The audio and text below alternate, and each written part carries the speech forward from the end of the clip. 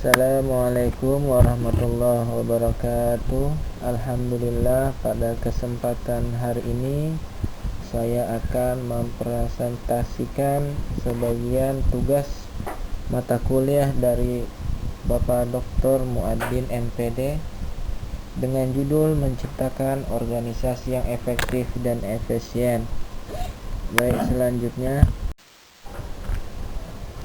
organisasi pola hubungan yang menjadi jalan bagi orang dengan pengarahan manajer untuk mencapai sasaran bersama.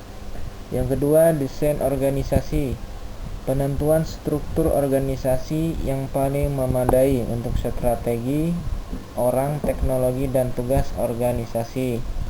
Kemudian struktur organisasi, cara yang dipakai untuk membagi atau mengorganisasikan dan mengkoordinasikan aktivitas organisasi. Jadi ada 3 poin di bidang dalam organisasi. Yang pertama, untuk mencapai sasaran bersama. Dimanapun suatu lembaga, perusahaan, dan sebagainya pasti ingin mencapai tujuan yang telah ditetapkan. Kemudian pembagian atau pembangun organisasi. Yang pertama ada pembagian pekerjaan, yaitu membagi pekerjaan menjadi banyak tugas yang wajar dan nyaman dan dapat dilaksanakan oleh individu atau kelompok. Jadi dalam membagi suatu pekerjaan, kita harus melihat skill atau basic dari latar belakang anggota kita yang memiliki kemampuan tertentu agar bisa mencapai tujuan yang akan dilaksanakan. Kemudian di sini ada yang kedua, departementalisasi, yaitu menggabungkan tugas secara logis dan efisien. Yang ketiga ada hierarki, yaitu menetapkan siapa yang memberi laporan ke siapa dalam organisasi. Dan yang keempat, koordinasi, menetapkan mekanisme yang menyatukan aktivitas departemen menjadi suatu kesatuan dan memonitor keefektifan integrasi tersebut. Oke, selanjutnya di sini ada yang pertama, pembagian pekerjaan atau tugas. Dikenalkan oleh ilmuwan Adam Smith dalam bukunya Wealth of Nations. Yang pertama, pemecahan tugas kelompok menjadi komponen sehingga setiap orang bertanggung jawab untuk beberapa aktivitas terbatas, bukan tegas secara keseluruhan. Kemudian, kelemahan pembagian pekerjaan atau tugas dikarenakan adanya perasaan terasing dan kebosanan. Jadi menurut sebagian ahli ilmuwan dalam bukunya dijelaskan bahwa ketika pembagian tugas itu harus menyesuaikan kondisi yang ada di antara ruang lingkup pekerjaan tersebut. Kemudian yang kedua ada departementalisasi, yaitu pengelompokan menjadi departemen aktivitas pekerjaan serupa dan secara logis saling berhubungan untuk melacak jaringan hubungan formal dalam organisasi. Manajer membuat bagan organisasi.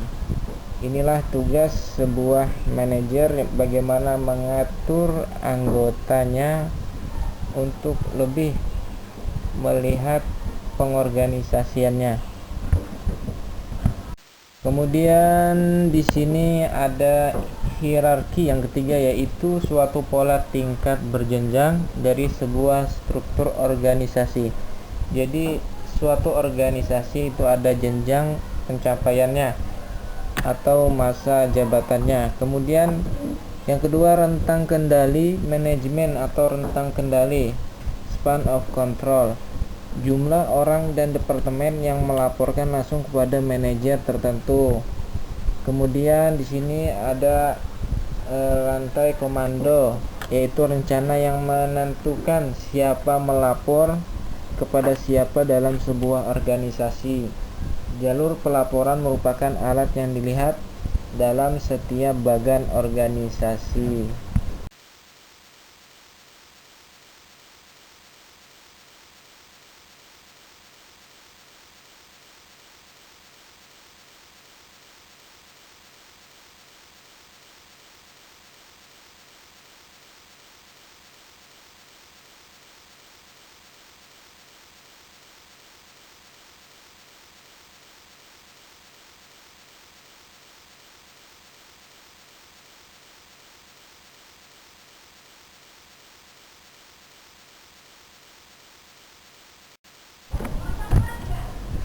Kemudian diferensi. Diferensi yaitu perbedaan dalam sikap dan gaya bekerja.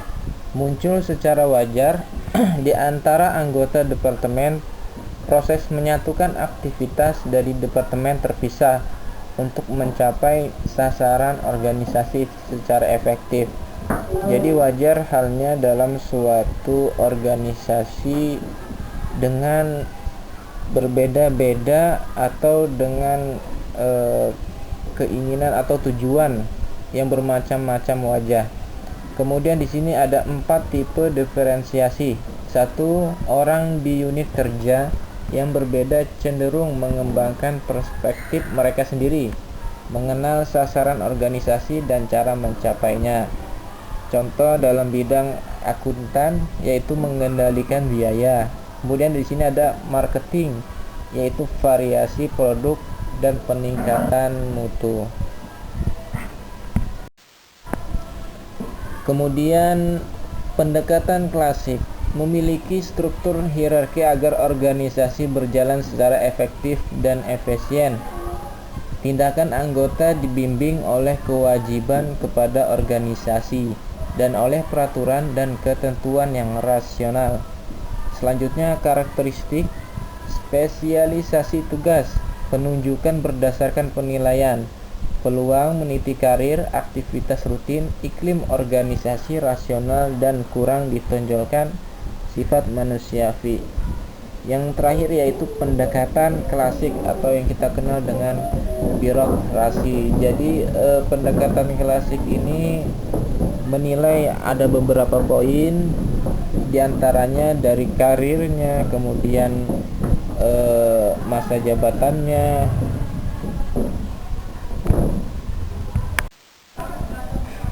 kemudian pendekatan tugas teknologi.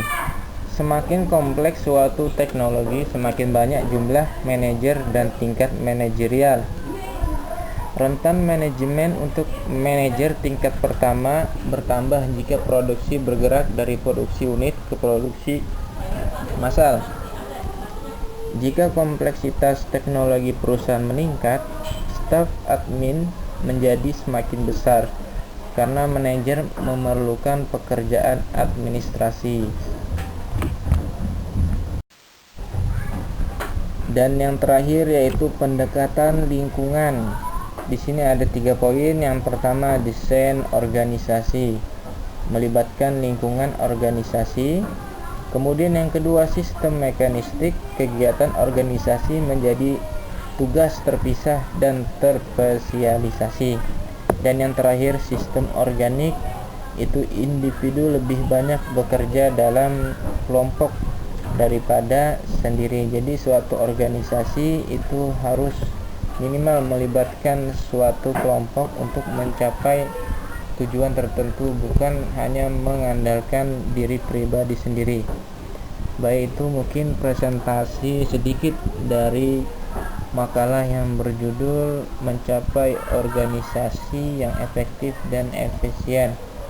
Saya akhiri. Assalamualaikum warahmatullahi wabarakatuh.